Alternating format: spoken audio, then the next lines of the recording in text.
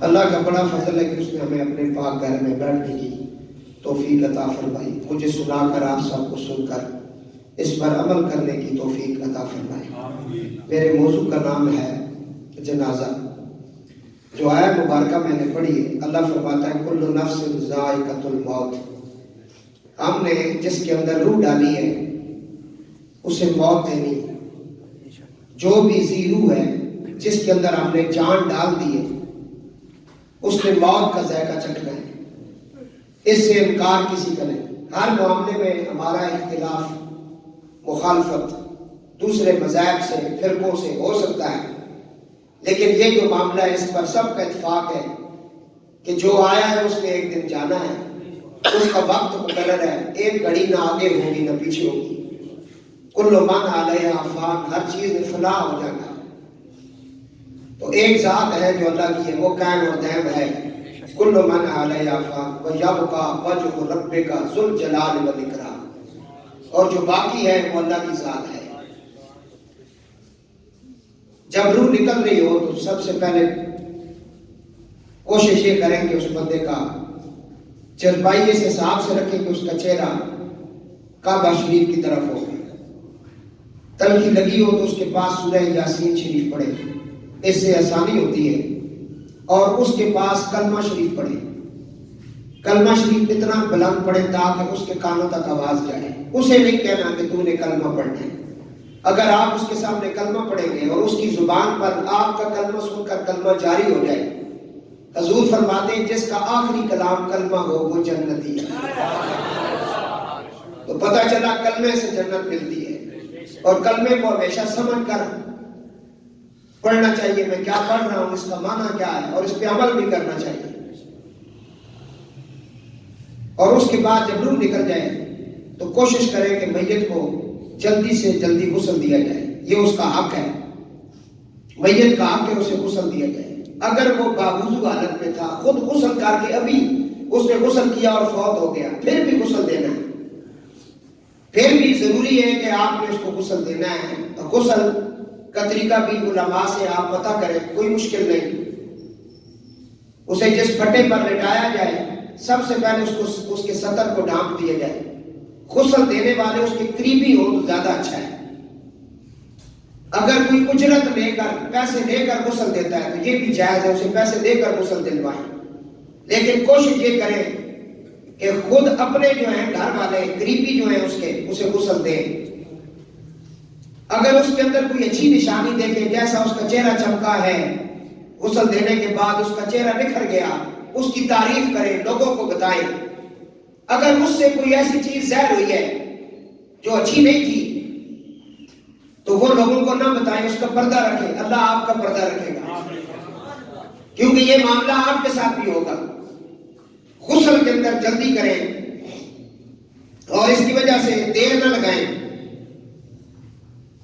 غسل دینے کے بعد اس کا طریقہ کار علماء نے لکھا ہے، جس کے اندر ناک میں پانی ڈالنا یا منہ میں پانی ڈالنا نہیں، کیونکہ میت اس چیز پر قادر نہیں۔ اس کے لیے روئی جو ہے وہ گیلی کر کے آپ دانت صاف کریں، ناک کے ساتھ روئی کے ساتھ صاف کر لیں۔ باقی وہی طریقہ ہے کہ پہلے اس کے ہاتھ دھوئیں اور اپنے ہاتھوں پر کپڑا چڑھا کر اسے جو استنجا کرائیں، اس کی نجاست کو دور کریں، اور اس کے بعد ہاتھ دھلوائیں، اور جس طرح وضو کیا کرایا جاتا ہے وہی طریقہ کار ہے۔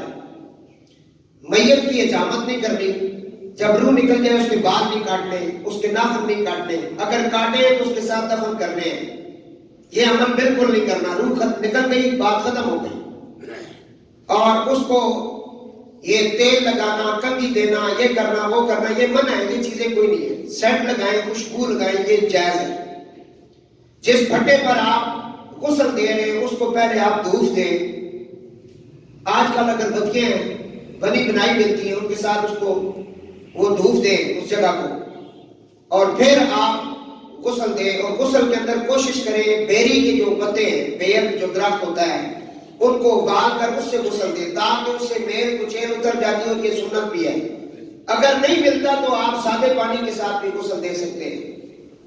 اور میت کے لیے نئے برتن لانا کہ نیا لوٹا لے کر لائیں، نئی بالٹی لائیں، یہ بالکل کوئی اتنا ضروری نہیں ہے۔ بات سمجھی؟ جو گھر میں آپ کے لوٹا بالٹی ہے اس کے ساتھ غسل دیں. اور کافی حضرات غسل دینے کے بعد وہ نیا لوٹا یا ایسی چیزیں جو ہے وہ قبرستان دے جاتے ہیں. یہ جاہلیت ہے. وہ جو پیچھے زندہ ہے یہ ان کے استعمال کی چیزیں ہیں، ان کے لیے استعمال کے اندر لائیں، ان کو دیں، وہ اسے استعمال میں کریں.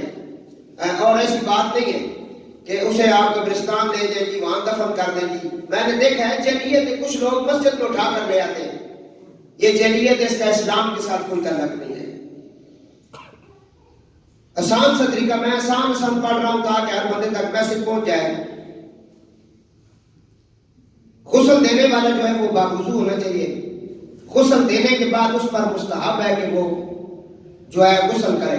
جس نے غسل دیا ہے میت کو غسل دینے کے بعد وہ بھی غسل کر لے. اس کے لیے غسل ضروری ہے، مستحب عمل ہے، یہ کر لے. درود پاک پڑھیں.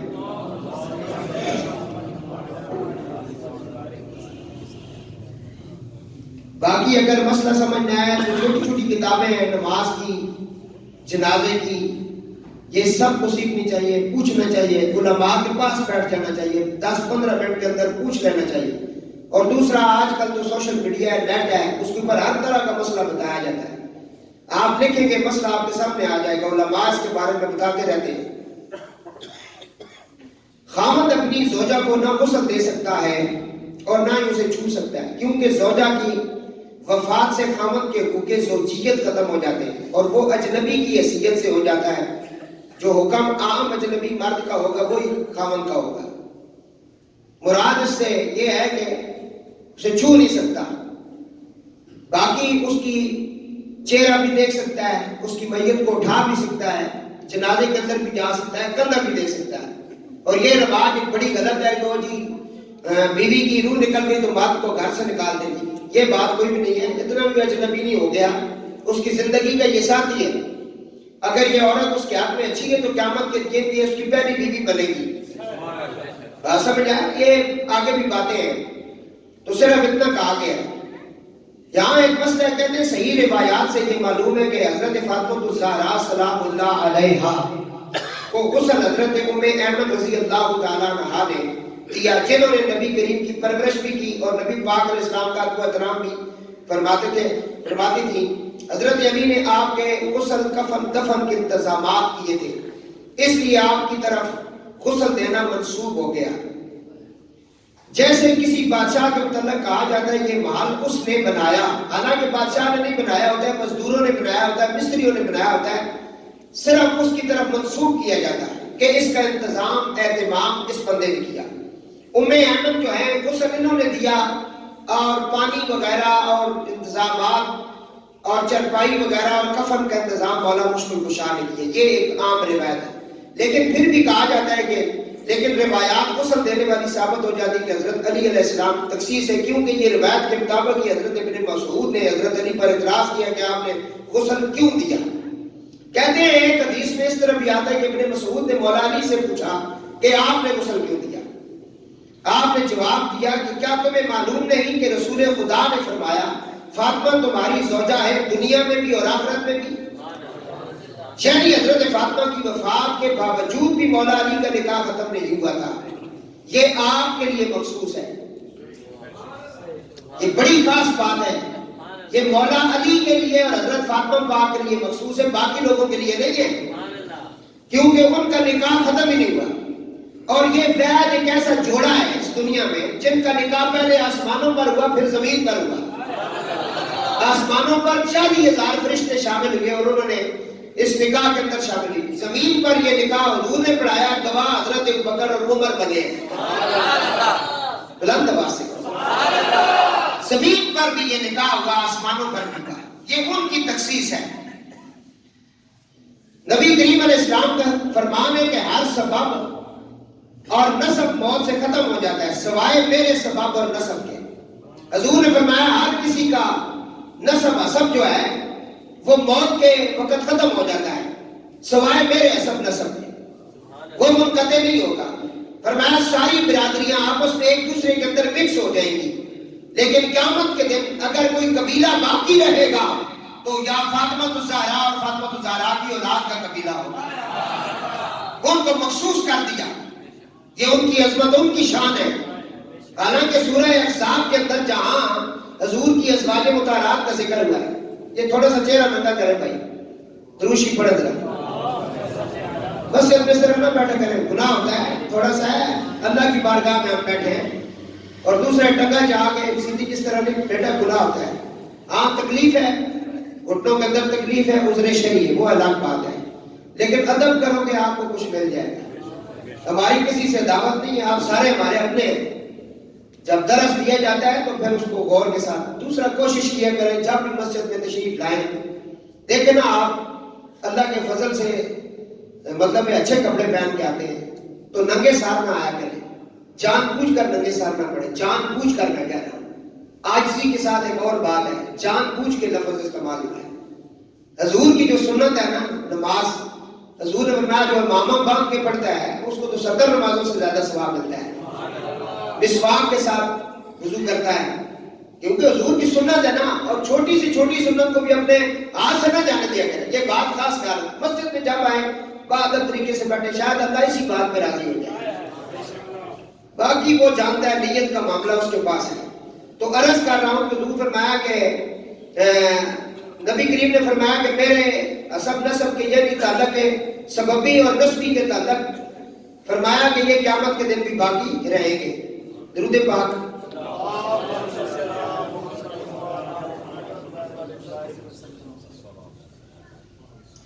عورت کے خاندان فوت ہو جائے تو کوئی مرد غسل دینے والا نہیں تو زوجہ اپنے خاوند کو غسل دے سکتی ہے. اب مسئلہ دوسرا آ گیا. اگر جو ہے مرد فوت ہو گیا، اس کو غسل دینے والا کوئی نہیں تو اس کی بیوی اس کو غسل دے سکتی ہے. اس لیے کہ خاوند کے فوت ہونے کے بعد زوجہ 4 مہینے 10 دن تک حکم نکاح میں رہتی ہے. کیوں؟ عورت کا نکاح بھی نہیں، مرد کا ہوتا ہے، عورت کا نہیں ہے. اس کے لیے کہا گیا 4 مہینے 10 دن تم جو ہے نا اس کے لیے صوم مناؤ، اور 4 مہینے 10 دن تک وہ اس کے نکاح میں ہوتی ہے، اس لیے وہ اس کو غسل دے سکتی ہے. یہاں کہتے ہیں اگر اس نے اپنی بیوی کو طلاق رجی دی ہے، ایک طلاق دی تھی تو فوت ہو گیا، پھر بھی وہ غسل دے سکتی ہے. لیکن طلاق بائن اور طلاق مغلظہ دینے کے بعد یہ غسل نہیں دے سکتی. یہ مسئلہ بیان کر. درود پاک. سب سے پہلے حضرت آدم علیہ السلام کو فرشتوں نے غسل دیا. وہی سنت تا قیامت آپ کے مسلم اولاد میں جاری رہے گی. یہ غسل میں آپ کو پہلے کہا ہے کہ یہ میت کا حق ہے کہ اس کو غسل دیا جائے. اگر چاہے وہ ابھی اسے آپ نے پانی سے نکالا پھر بھی اس کو غسل دیا جائے. اس نے وضو بھی کیا ہوا ہے، آپ کے سامنے اس نے غسل کیا، فوت ہو گیا، تب بھی غسل دیا جائے.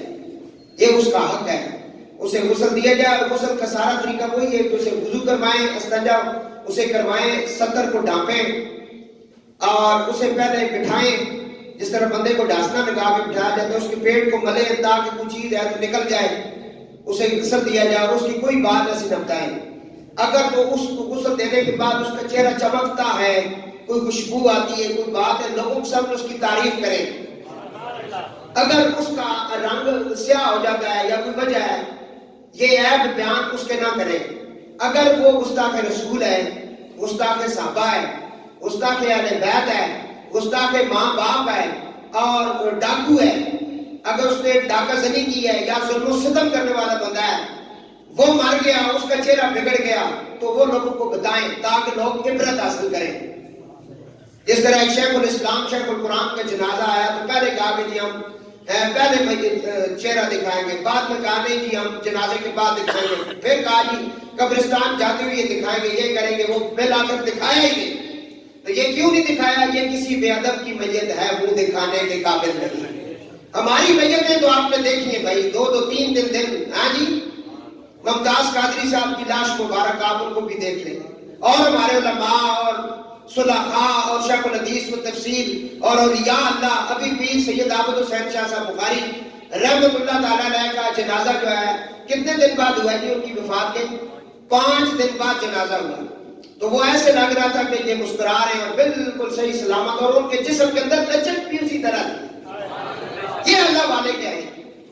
تو یہ باتیں ہوتی ہیں جو بتانے والی ہوتی ہیں. اللہ کرے سب کو اللہ ایسی موت عطا فرمائے. کرنا ہے نا حضور کے عشق میں اپنی جان دے.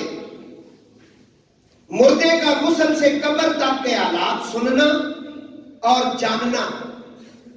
حدیث پاک میں آتا ہے حضرت ابو سعید خدری فرماتے ہیں میت اپنے غسل دینے والے, اٹھانے والے, کفن دینے والے, قبر میں اتارنے والے کو پہچانتی ہے. پہچانتی ہے وہ. اگر وہ نیک ہو تو کہتا ہے جلدی جلدی لے جاؤ قبر کی طرف. وہ بولتا ہے, اس کی آواز سوائے انسانوں اور جنات سے اللہ کی ساری مخلوق سنتی ہے. وہ کہتے ہیں جلدی جلدی لے جاؤ کیونکہ تھوڑی دیر کے بعد مر کے پہنچا ہوں یہاں اس دل ربا کے بعد ہے.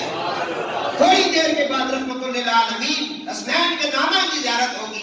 جلدی لے جاؤ مجھے. اگر نیک ہو تو, اگر وہ گناہگار ہو, بدکار ہو, سیاہکار ہو, دشمن رسول ہو, پھر وہ کہتا ہے نہیں مجھے ادھر نہ لے کے جانا. وہ آوازیں دیتا ہے اور پہچانتی جانتی ہے میت. فرمایا پھر جلدی جلدی اسے لے جائیں. درود پاک پڑھے بھائی ساتھ پڑھے تاکہ میں بہت سارے مسائل ہیں. میں چاہتا ہوں کہ بالکل جو پھر کہتے ہیں کہ غسل کے بعد مرد کو 3 کپڑوں کے اندر جو ہے نا کفن دینا چاہیے. آزار اگرچہ کمر میں باندھنے والی چادر کو کہتے ہیں, جس طرح آپ نے پنجاب کے علاقے میں دیکھا ہے نیچے لوگ یہ جس طرح بابا جی بیٹھے باندھیے, سلوار کی جگہ وہ چادر باندھتے ہیں. کہا کہ یہ ایک چادر ہوتی ہے جسے عام طور پر دیہاتوں میں سلوار کی جگہ استعمال کیے جاتا ہے, وہ آزار ہے. لیکن میت کے کفن میں استعمال ہونے والے آزار وہ چادر ہے جو انسان کے سر سے لے کر قدم تک ہو. اتنی بڑی چادر ہونی چاہیے کفن کی ایک. اور قمیض یہ گردن سے لے کر قدم تک ہوتی ہے. اس میں آستین اور طرفوں میں عام قمیض کی طرح سلائی نہیں ہوتی. اور لفافہ یہ وہ چادر ہے جو انسان سے بڑی ہوتی ہے. سب سے پہلے چرپائی کے اوپر اس بڑی چادر کو رکھنا چاہیے, پھر چھوٹی کو رکھنا چاہیے, پھر وہ جو سینے سے لے کر یہاں تک ہوتی ہے جسے ہم کفنی بھی کہتے ہیں اپنے زبان میں, اس پہ کفنی لکھتے ہیں لوگ. ٹھیک ہے, کسی متبرک چیز کا رکھنا, کسی اچھے اللہ والے کا مطلب ہے ان سے کفنی لکھوا کے کلمہ شریف لکھوا لینا مٹی کے ساتھ. میں تو اپنے خاندان کے اندر جو ہمارے وفات پاتے ہیں سادات, میں تو ان کے کفن پر 3 کلمے اور ناد علی لکھتا ہوں. میرا ایک اپنا ایمان ہے بھائی, میں اپنے حساب سے چلتا ہوں. اور حضور نے اپنی بیٹی کو اپنے کفن کے لیے بطور اپنی قمیض کہا کہ یہ پہنا دو. مولا علی کی والدہ پاک جو حضور کی بھی ماں ہے حضرت فاطمہ بنت اسد سلام اللہ علیہا, ان کے مثال پر حضور کو بڑا رنج بھی ہوا. اور حضور نے اپنی قمیض مبارک مولا علی سے کہا کہ اپنی والدہ پاک کو کفن دینے کے بعد میری قمیض پہنا دینا. یہ بطور برکت ہے کہ میری قمیض کی وجہ سے قبر کشادہ ہوگی. اور پھر فاطمہ بنت اسد وہ ہستی ہیں جن کے جنازے میں نبی پاک علیہ السلام بنفس نفیس حاضر ہوتے ہیں. اور قبر جس جگہ لگائی گئی حضور وہاں کھڑے ہو گئے. جب قبر کی تیاری ہو گئی تو نبی پاک علیہ السلام قبر میں اتر گئے. حضور لیٹ گئے قبر میں. مولا علی کی والدہ پاک کی قبر کی بات کر رہا ہوں جو جناب سیدنا ابو طالب کے نکاح میں آئی ہے. بولو بولو. حضور حضرت فاطمہ بنت اسد سلام اللہ علیہا کی قبر مبارک میں اترے اور ان کی قبر میں حضور لیٹ گئے. لیٹ کر حضور نے فرمایا یا اللہ یہ میری ماں کی قبر ہے, اس قبر کو انبیاء علیہ السلام اور اپنے محبوب کے تصدق سے اے اللہ اس کو کشادہ فرما. یہ حضور کی دعا ہے. پہلے نبیوں کا وسیلہ دیا, پھر اپنا کہا کہ میں تیرا محبوب دعا کر رہا ہوں. میرے واسطے سے حضور اپنے واسطے سے خود دعا کر رہے ہیں. واسطہ اور وسیلہ جو ہے یہ قرآن سے ثابت ہے. بات سمجھ آئی ہے. حضور نبی پاک علیہ السلام نے فرمایا مولا تو اپنے محبوب کے اور تمام انبیاء کے توسل سے میری ماں کی قبر کو کشادہ کر. ان کی قبر میں حضور نے لیٹ کر دعا مانگی. یہ ہے کہ کلمہ لکھوائیں, کفنی اور کوئی اچھے تبرکات آپ کے پاس مدینہ پاک کی مٹی پڑی ہو, اگر خاکے مدینہ یا خاکے کربلا رکھیں, یہ تبرکات ہیں بزرگوں کے. اور بہت سارے ہمارے تو مسلمان اپنے کفن کو پانی لگا لیتے ہیں آب زمزم کا. آئے پانی لگا دیتے ہیں آب زمزم کا. یہ بہت بڑی باتیں، یہ تبرکات ہیں، ان سے اللہ بڑے فضل اور کرم کرتا ہے. تبرکات کی ایک الگ دنیا ہے، وہ کبھی بیان کریں گے. تو یہ آپ نے 3 کپڑوں کے اندر میت کو، اس کو مرد کو آپ نے کفن دینا، اور عورت کے لیے 5 کپڑے. 3 تو یہی ہو گئے، 2 اس کے اضافی ہوتے ہیں، اور یہی طریقہ کار ہے اس کا. درود پاک.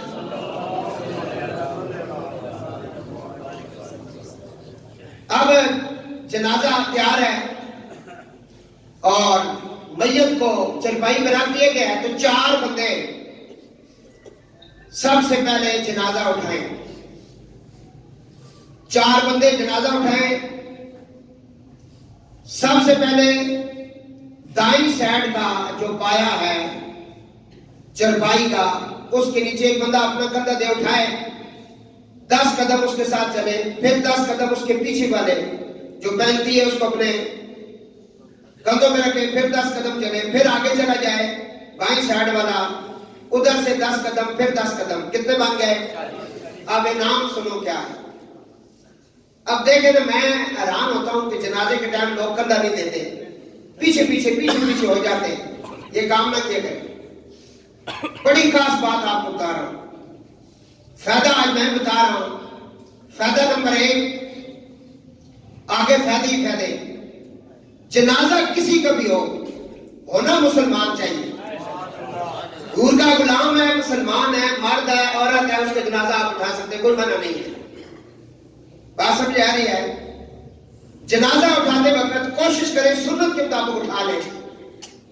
شاہ صاحب یہ لفظ جو میں نے استعمال کیا کہ سنت کے مطابق اٹھا لیں، یہ پہلی دفعہ آپ سن رہے ہیں. حضور نے کس کا جنازہ اٹھایا؟ حضرت سعد بن معاذ رضی اللہ تعالیٰ عنہ کے جنازے کو کملی والے نے خود کندھا دیا.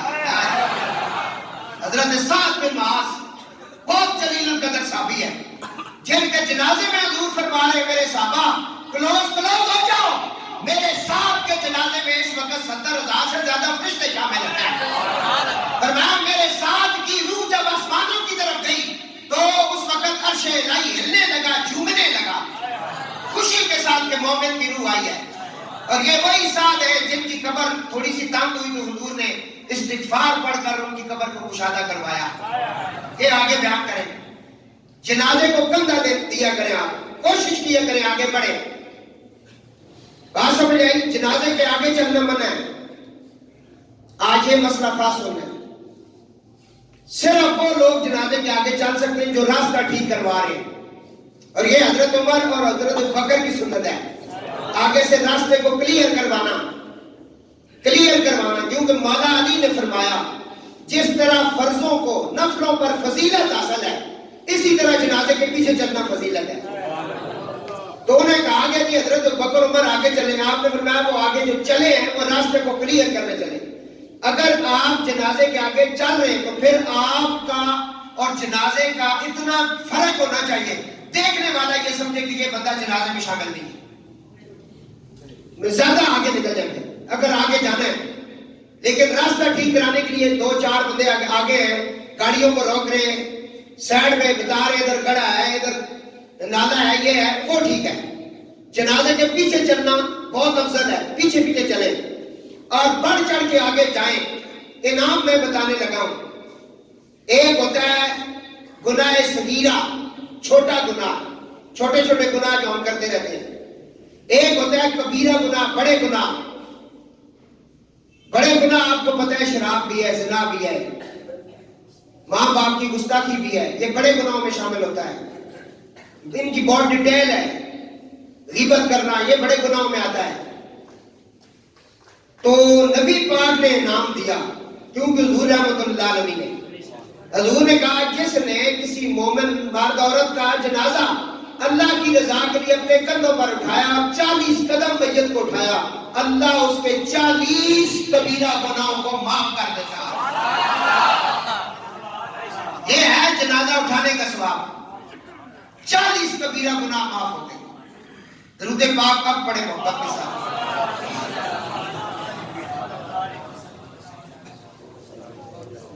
40 کبیرہ گناہ اس کے معاف کر دیے گئے. جس نے جنازے کو کندھا دیا اور جنازہ اٹھایا. جنازے کے ساتھ عورتوں کا جانا منع ہے. پہلے جائز تھا. حدیث شریف کے اندر اس کا بھی واقعہ ہے. حضرت عثمان ابن منصور حضور کے ایک صحابی ہیں, وہ جب فوت ہو گئے میت کا ماتھا چومنا یہ بھی حضور کی سنت ہے. میت آپ کا اپنا ہے, باپ ہے, بھائی ہے, فوت ہو گیا, اس کے ماتھے پہ آپ پیار کرنا چاہتے ہیں, ماں ہے, ماتھا چومے, قدم چومے, بالکل جائز ہے, کر سکتے ہیں. حضرت عائشہ پاک فرماتی ہیں حضور نے اپنے صحابی حضرت عثمان ابن منصور رضی اللہ تعالیٰ عنہ کے ماتھے پر پیار کیا اور حضور اس کے لیے رو رہے تھے. وجہ وہ حضور کا رضائی بھائی لگتا ہے, رضائی بھائی لگتا ہے, اس لیے حضور ان کے لیے روئے بھی اور ان کا ماتھا بھی حضور نے چوما. ان کے جنازے کے اندر ان کی زوجہ پاک کھڑی ہو گئی تھی. انہوں نے کہا جس جس نے جنتی کا چہرہ دیکھنا ہے وہ میرے میاں کا, میرے خامد کا چہرہ دیکھ لے. حضور نے کہا کہ تو نے اپنے خامد کو جنتی کہا, اس میں شک نہیں, لیکن یہ بتا یہ جنتی بنا کیوں ہے؟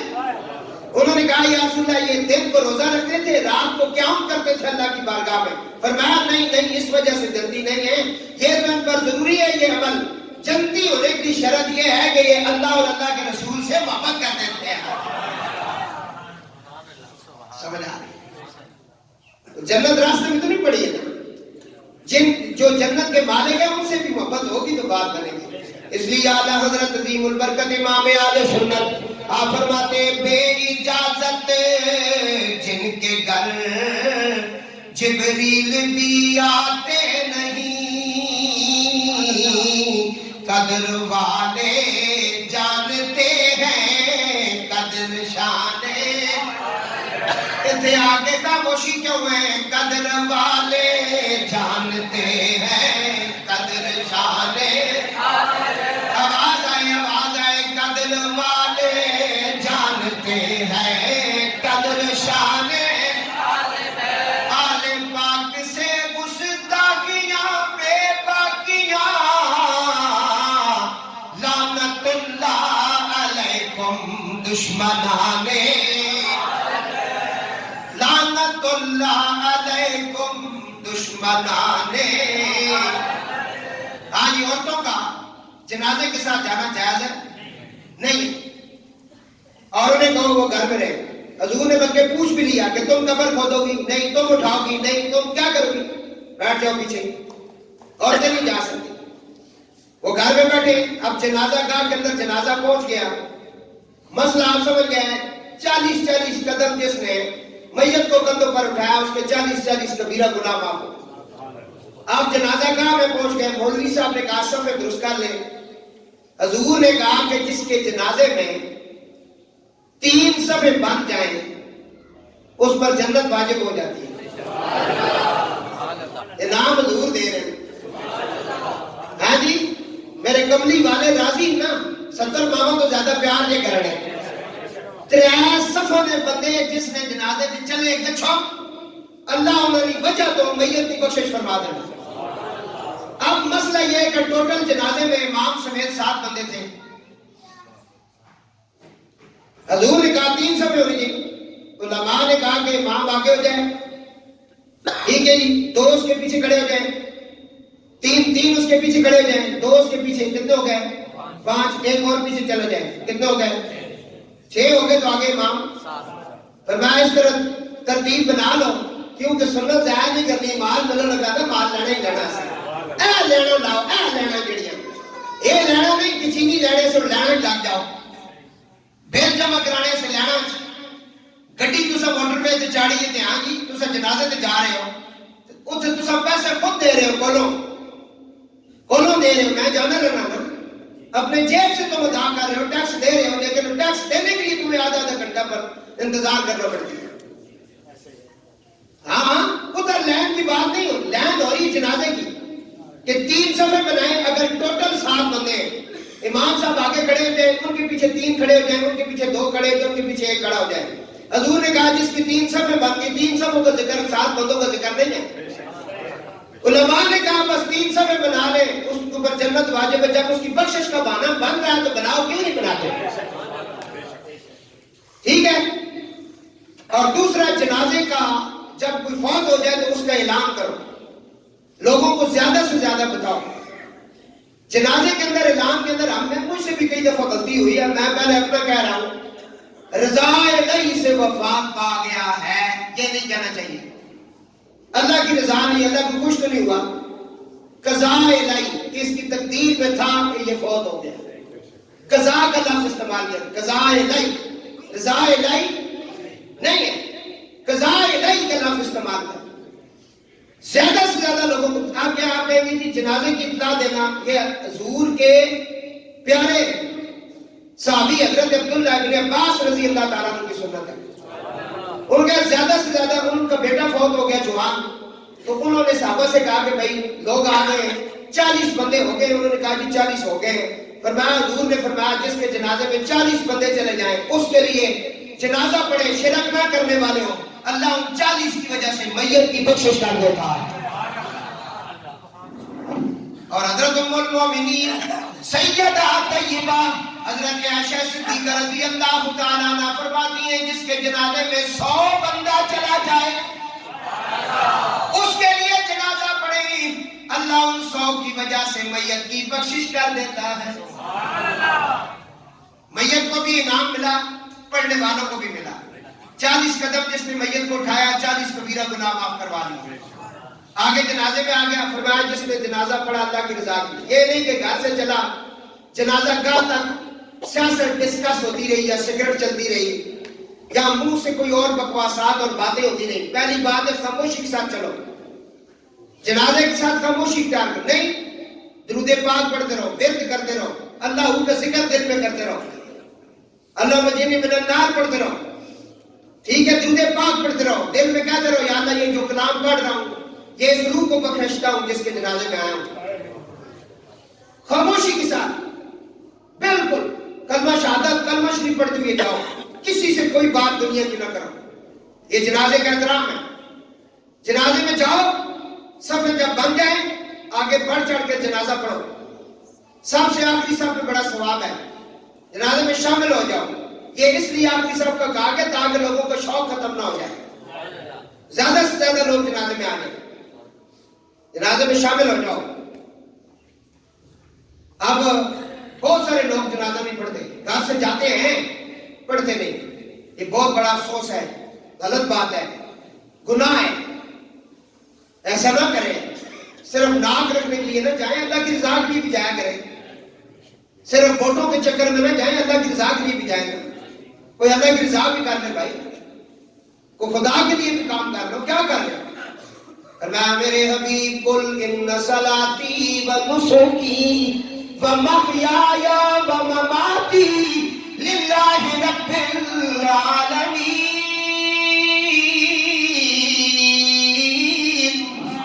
میرے حبیب آپ فرما دے میری نماز، میری قربانی، میرا روزہ، میرا مرنا، میرا جینا صرف اس کے لیے جو رب العالمین ہے، لا شریک لہو، جس کی ذات میں کوئی شریک نہیں۔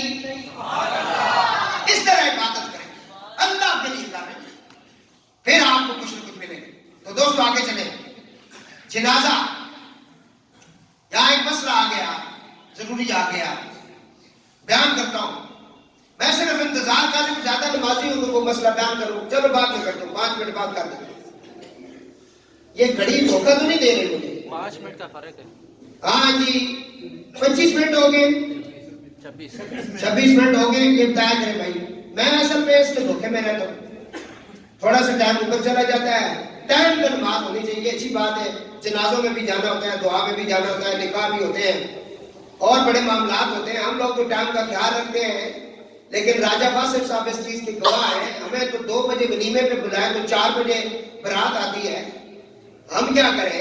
ہمارے ساتھ بھی کوئی مہربانی فرمایا کرے۔ تو صرف وہ 2 منٹ یا 3 منٹ اوپر ہوئے تو آنکھیں نکالنا شروع کر دی، امام صاحب نماز ہی پڑھائی، ٹائم اوپر نماز ہی پڑھائی، میں کہ تُسا کہا ٹائم اوپر کام کر دے، سانو تُسا ٹائم دیتا نکال 2 بجے پڑھوایا تُسا 4 بجے، جڑے 2 گھنٹے تُسی فیس ادا دیو گے، ادھر بھی تھوڑا یاد تمہارا کرو نا، ہیں سارا کچھ جیب میرے اندر. جی میں ایمان اللہ کہہ رہا ہوں, سیدھی سیدھی باتیں میری, بالکل موازنہ کریں. پھر دیکھیں درود پاک آواز بلند, الصلاۃ والسلام علیک یا رسول اللہ وعلی آلک و اصحابک یا حبیب اللہ. جنازہ ہے, کوشش کریں جنازہ پڑھیں. جنازے کے اندر 4 تکبیرات ہیں. کتنی ہیں؟ بہت آسان ہے. میں نیت کرتا ہوں اس نماز جنازہ کی, پڑھتا ہوں خاص اللہ تعالیٰ کے لیے. 4 تکبیرات نماز جنازہ, فرض کفایہ, ثنا واسطے اللہ تعالیٰ کے لیے, درود واسطے نبی پاک صلی اللہ علیہ وسلم کے لیے, دعا اس حاضر میت کے لیے, پیچھے سے امام کے اللہ اکبر. یہ ہے اس کی نیت. بہت آسان ہے. اس میں ایک ثنا ہے, ایک درود ہے, ایک دعا ہے. 4 تکبیریں. تکبیر کہتے ہیں اللہ اکبر, اللہ اکبر. ہاتھ باندھ دیے, سبحانک اللہم وبحمدک وتبارک اسمک وتعالی جدک وجل ثناؤک ولا الہ غیرک. مشکل ہے؟ یہ ثنا ہو گئی. پھر امام نے کہا اللہ اکبر. دوسری بار آپ نے اللہ اکبر کہا, درود پاک پڑھا. درود نماز والا پڑھنا ہے, اگر نہیں آتا کوئی اور تو درود ابراہیمی پڑھنا ہے, بس یہ پڑھنے. تیسری تکبیر اس نے کہا اللہ اکبر. اب اس کے بعد دعا پڑھنی ہے. چوتھی تکبیر سے پہلے دعا ختم کرنی ہے. اللہم اغفر لحینا ومیتنا وشاہدنا وغائبنا وصغیرنا وکبیرنا وذکرنا وانثانا اللہم من احییتہ منا فاحیہ علی الاسلام ومن توفیتہ منا فتوفہ علی الایمان. بہت آسان ہے بھائی. اللہ کے نبی صلی اللہ علیہ وسلم کی یہ پوری حدیث ہے جو ابھی آپ نے سنی ہے. اس طرح دعا ہی نہیں, حدیث ہے. یہ آسان ترین دعا ہے. اور بھی بہت ساری دعائیں جنازے کے اندر جو پڑھی جا سکتی ہیں. یہ آسان ترین دعا ہے. اس کے معنی پر اگر غور کریں تو اللہ کے نبی نے کسی کو بھی محروم نہیں کیا. فرمایا اے اللہ زندوں کی بخشش فرما. اللہ اغفر لحینا, جو زندہ ہے. پتہ چلا کہ زندوں کو بھی اگر آپ دعا دیں تو فائدہ دیتی ہے. اور اہل سنت کے نزدیک بندہ زندہ ہو یا مردہ دونوں کے لیے ایصال ثواب کرنا جائز ہے. اگر آپ کسی کو یہ پیغام دیتے ہیں کہ اے تو جا رہا ہے مدینہ پاک یا بیت اللہ یا کربلا معلیٰ, وہاں تو حرم میں جب پہنچے اپنی نماز اپنے نفل پڑھنے کے بعد میرے نام کے 2 نفل بھی پڑھ دینا, یہ بالکل جائز ہے. اور یہ سنت حضرت ابو ہریرہ رضی اللہ تعالیٰ نے, انہوں نے صحابہ سے کہا تم مسجد اشار میں جا رہے ہو تو وہاں میرے لیے بھی نفل پڑھ دینا. پتہ چلا بندہ زندہ ہو یا مردہ ہو دونوں کے لیے ایصال ثواب جائز ہے. اور اسی طرح جب آپ جنازے میں آتے ہیں تو حضور نے زندوں کو محروم نہیں کیا. فرمایا اللہم اغفر لحینا, اے اللہ بخشش فرما زندوں. پہلے زندوں کا نام لیا. ومیتنا, اے اللہ میتوں کی بخشش فرما. اور یہ جمع کسی کا ہے, جتنے مرضی جنازے ہو. اگر بہت سارے جنازے آ گئے الگ الگ جنازہ پڑھنا افضل ہے. یہ مسئلہ ہے, الگ الگ جنازہ پڑھنا افضل ہے. اگر الگ الگ نہ پڑھے اکٹھا بھی پڑھ دیں تو پہلے مردوں کو آگے کریں, ان کے پیچھے عورتیں کر دیں. جو بڑے ہیں ان کا جنازہ پڑھیں, کیونکہ بچوں کی تو دعا ہی الگ ہے نا. وہ آگے میں بتاتا ہوں. اللہم اغفر لحینا ومیتنا وشاہدنا وغائبنا, اے اللہ میتوں کی بخشش فرما. جو شاہد ہیں, جو حاضر آئے جنازے میں, ان کی بخشش فرما. جو نہیں آ گئے, سعودی عرب میں تھے, انگلینڈ میں تھے, امریکہ میں تھے, جنازے میں شامل نہیں, مولا ان کی بھی بخشش فرما. وغائبنا وصغیرنا وکبیرنا, مولا چھوٹے چھوٹے بچوں کی بخشش فرما. کبیرنا, بڑوں بڑوں کی بخشش فرما. ذکرنا وانثانا, مردوں کی بھی عورتوں کی بھی بخشش فرما. وانثانا اللہم من احییتہ, اے اللہ مجھے زندہ اللہم من احییتہ منا فاحیہ علی الاسلام, اسلام کے اوپر زندہ ہے. ومن توفیتہ, دل میں آپ آمین کہیں کیونکہ فرشتے گواہی ڈال رہے ہیں. اللہم من احییتہ منا فاحیہ علی الاسلام ومن توفیتہ منا فتوفہ علی الایمان, اے اللہ مجھے موت عطا فرما ایمان پر. ایمان سلامت رکھی. حضور نے کلمہ نصیب کری, سرکار نے دیدار نصیب کری. سونے جانا کہ ہے نا ایک دن, حضور نے دیدار نصیب فرمائی. ہے جی. اگر یہ ہے دعا، اگر چھوٹے بچے کے جنازہ ہے جس کی عمر 13 سال سے کم ہے، بالغ نہیں ہوا، اس کی دعا نہ کہ اللہم اجعلہ لنا فرطا واجعلہ لنا اجرا وسکرا واجعلہ لنا شافعا ومشفعا. اگر چھوٹی بچی ہے اس کے لیے اللہم اجعلہ لنا فرطا واجعلہ لنا اجرا وسکرا واجعلہ لنا شافعا ومشفعا. اس کا معنی کیا ہے؟ اس کا جنازہ کیوں بڑا ہے؟ یہ تو گناہوں سے پاک ہے. بڑے کا جنازہ تو تم نے بخشش کے لیے پڑھا، 40 آ گئے بخشش ہو گئی، 3 صفحے بنی بخشش ہو گئی. معصوم کے جنازے میں کیوں آئے؟ بہت بڑی دلیل ہے، یہ پوچھا کرو. اس چھوٹے بچے کے جنازے کا معنی پوچھو ان مولویوں سے. اللہم اجعلہ لنا فرطا واجعلہ لنا، اس کا مطلب کیا ہے؟ اے اللہ میرے آنے سے پہلے اس کو میرا سفارشی بنا، پیش رو بنا. اے اللہ میں ابھی ادھر، ہم اس کے جنازے میں ہیں، ہم جب ادھر پہنچے اس کو ہمارا سفارشی بنا. کس کو؟ اس کو جو ادھر پڑا ہے. اللہم اجعلہ لنا، یہ نہیں پوچھا فرمایا میری امت سے کسی کا بھی بچہ ہو، موچی کا ہے، نائی کا ہے، سید کا ہے، ملک کا ہے، راجہ کا ہے، کسی کا بھی بچہ ہے اس کے جنازے میں تم آ گئے، فرمایا وہ بچہ اس وقت تک جنت میں نہیں جائے گا جب تک جنازہ پڑھنے والوں کی شفاعت نہ کر لے، ان کے لیے سفارش نہ کر لے. اگر وہ بچہ جو بالغ نہیں تھا وہ تیری سفارش کر سکتا ہے تو پھر کربلا کا علی لشکر وہ تو بدرجہ اولیٰ سب کی شفاعت کرا سکتا ہے. لیکن ایمان بھی ہونا چاہیے، ایمان بھی ہونا چاہیے ان پر، ان کی محبت و مودت بھی تیرے سینے میں ہونے چاہیے. فرمایا اجرم وسکرم، اے اللہ سے اجر کا ذخیرہ بنا اس کو، اس میت کو، شافعا ومشفعا، اس کو وہ سفارشی بنا جس کی شفاعت قبول کی گئی ہو. عام نہیں، یہ حضور کی تعلیم ہے. ان نکے بچے نے جنازے میں ضائع نہ کیتا کرو سفارشی پڑھنے، اور جنہوں نے چھوٹے بچے فوت ہو جانے فرمایا وہ بچے بھی جنت میں نہیں جائیں گے جب تک ان کے ماں باپ ان کے ساتھ نہیں جائیں. یہاں بہت ساری حدیثیں بچوں کے اوپر. اور کہا کسی کا جوان بچہ مار گیا تو اس نے کیا کہا؟ فرشتوں سے اللہ نے پوچھا، کہا مولا وہ کہتا تھا انا للہ و انا الیہ راجعون. کہا اس نے اس طرح کہا تھا؟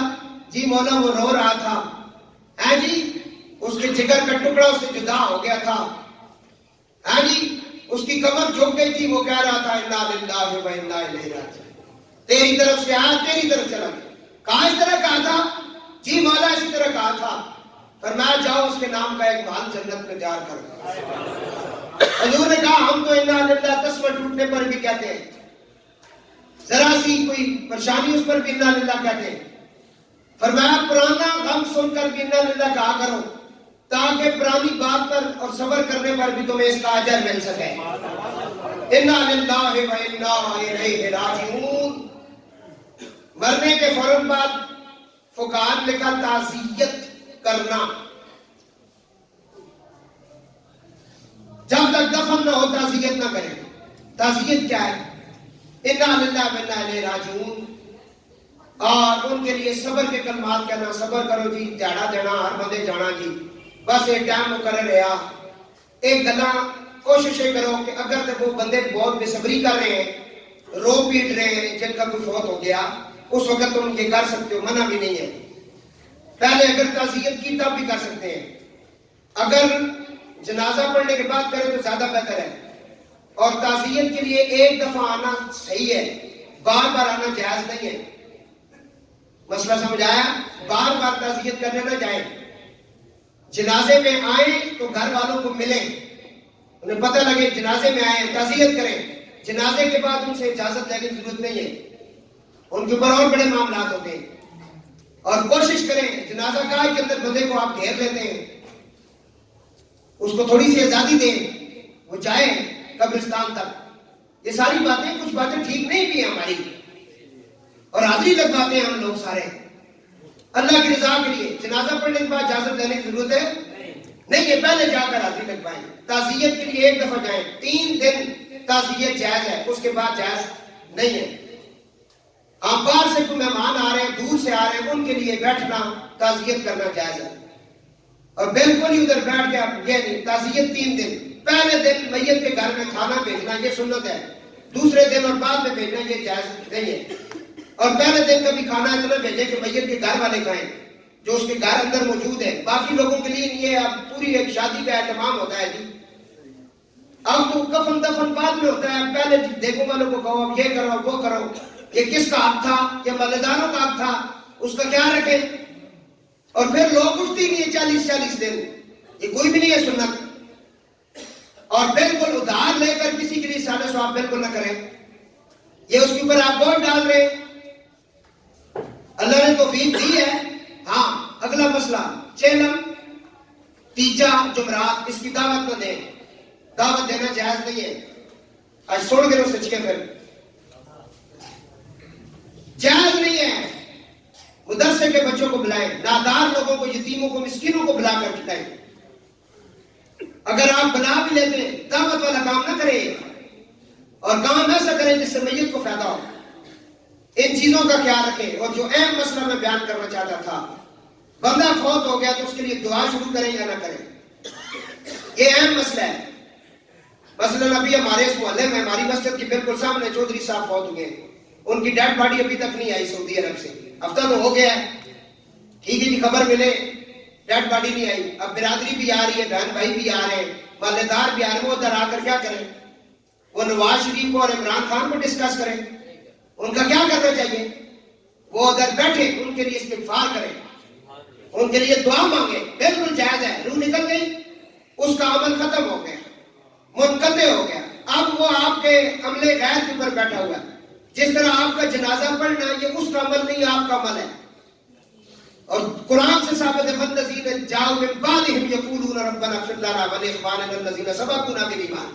وہ جو بعد میں آئے عرض کرنے لگے، اے اللہ ہم سے پہلے جو حالت ایمان میں چلے گئے ان کی بخشش فرما. ہم سے پہلے ان کا عمل کرنا منقطع ہو گیا. اب ان کے لیے وہاں بیٹھ کر فاتحہ شریف پڑھیں، درود پاک پڑھیں، استغفار کریں. ان کے گھر میں جا کر بیٹھیں اور وہاں کلمات طیبات پڑھ کے دعا مانگ کے آئیں، کیونکہ روح جو ہے وہ جسم سے جدا ہو چکی ہے. اب ان کو دعاؤں کی ضرورت ہے. یہ ہے مسئلہ، کیونکہ ہمارے فرنٹیئر میں جب بھی کوئی فوت ہوتا ہے اسی وقت ہم دعا شروع کرتے ہیں. یہاں پنڈی اور میں پنڈی وال کو دیکھا، یہاں دعا نہیں کرتے، تو یہ ٹھیک نہیں ہے. دعا اسی وقت کریں. تعزیت کا جو مسئلہ ہے نا وہ الگ ہے، وہ جنازے کے بعد تعزیت ہوتی ہے. لیکن پہلے بھی اگر کوئی تعزیت کرے تو علماء کہتے ہیں اس کے اوپر بھی کوئی اتنی پکڑ دکڑ نہیں ہے، کوئی اتنا بڑا مسئلہ نہیں ہے. باقی کوشش کریں کہ اپنی جس کا بھی کوئی فوت ہوا ہے نا، وہ اس کے فوت ہونے سے دعاؤں تک سارے کام سنت کے مطابق کرے، اس پر بوجھ نہیں پڑے گا. شادیوں کے اندر سنت والا معاملہ کریں. یقین کریں آپ، بالکل یہ مہنگائی کا رونا جو رو رہے ہیں پیٹ رہے ہیں، یہ کام نہیں ہوگا. پھر تھوڑا سا سنت، مہندی پہ کتنا خرچہ ہوتا ہے، یہ حضور کی کوئی سنت ہے؟ کوئی چھوڑ دینا گھرانے ناک کڑے پسے کھڑا دوست کے کڑے پسے لے کے جاواں، یہ بہت ساری ہے یہ خرافات ان جڑیاں سا خود پالی ہیں. پھر جتنے شادی لگی ہے، میں اگر نمبردار رہنا لگا جتنے بھی شادی لگی 4 فنکشن نے کپڑے الگ، یہ ساری مار دنیا کڑیاں، سب تو مہنگے ترین کپڑے انہوں نے، جوتیاں ہے، سارا کام. یہ وجہ ایسا اسلام نے مطابق نہ چلنے پہ. میرے ویرو، میرے براؤ، ایسے کوئی کسی نے وہ نہیں، مطلب ہے کسی نے کوئی شام کام ہو جائے ہیں اللہ والے جنہیں کیا سی ایسا اپنے سارے کام حضور کی سنت کے مطابق کر سکتے. انہوں کیتے ہیں کہ انہوں نے کوئی مسئلہ نہیں ہوا، اللہ بھی راضی ہوا تے انہوں نے بھی معاملات ٹھیک رہے. یہ ہے جنازے کا معاملہ. درود پاک پڑھو.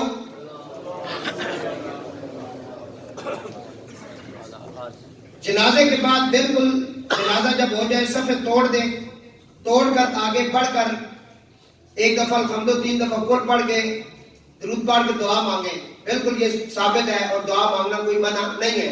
حضرت عمر رضی اللہ تعالیٰ نے جنازے میں لیٹ پہنچے تو کہا جنازہ، حضور نے فرمایا آپ لیٹ آئیں، آپ دعا میں شامل ہو جائیں. پتہ چلا دعا ہے.